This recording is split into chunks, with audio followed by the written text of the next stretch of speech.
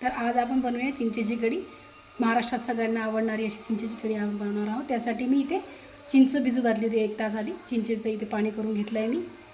मीठ घेतलं आहे 1 टीस्पून, बेसन भिजून घेतलेलं आहे, गूळ घेतला आहे, 1 चमचा आपल्याला जिरं वापरायचं आहे, 1 चमचा मोहरी, 1 चम्मच मी तिखट घेतला आहे, अद्रक लसूणची पेस्ट घेतली आहे आणि इथे सांबार घेतला आहे। तर मी आता गॅस ऑन करते। त्याच्यामध्ये मी 2 चमचे तूप घातलेलं आहे।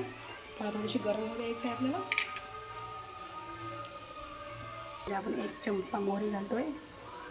मोहरी चांगली कडकडीत तापली की आपण इथे जिरं घालणार आहोत। जिरं घालून झालेलं आहे। गॅस कमी करायचा आहे। अद्रक लसूणची पेस्ट घालायची आहे। अद्रक लसूणची पेस्ट लसूण लाल होईपर्यंत आपल्याला इथं परतायचं आहे। झालेलं आहे। यामध्ये आपण तिखट टाकते। तिखट घातलं आहे मी। घातल्यानंतर मला इथे चिंचेचा खोळ यामध्ये सोडायचा आहे।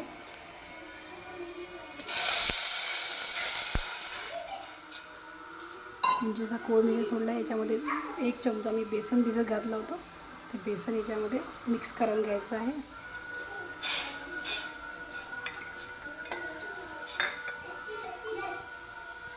छान उकळी येईपर्यंत आपल्याला ढवळत राहायचं आहे।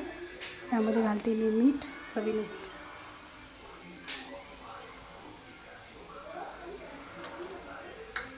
त्यानंतर इथे गूळ घालते।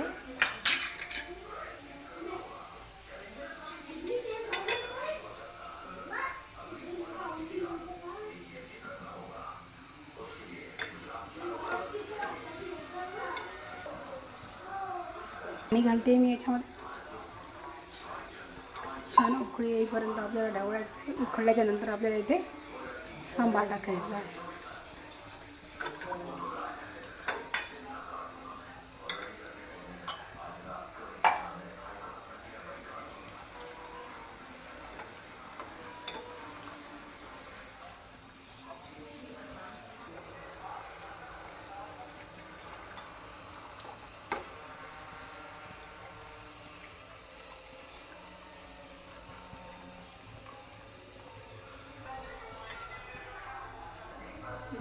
कढीला छान उकळी आलेली आहे। त्यामध्ये मी सांबार घालते।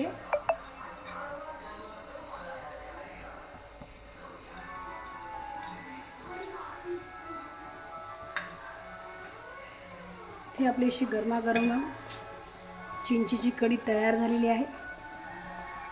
गरम गरम मसाले भातासोबत ही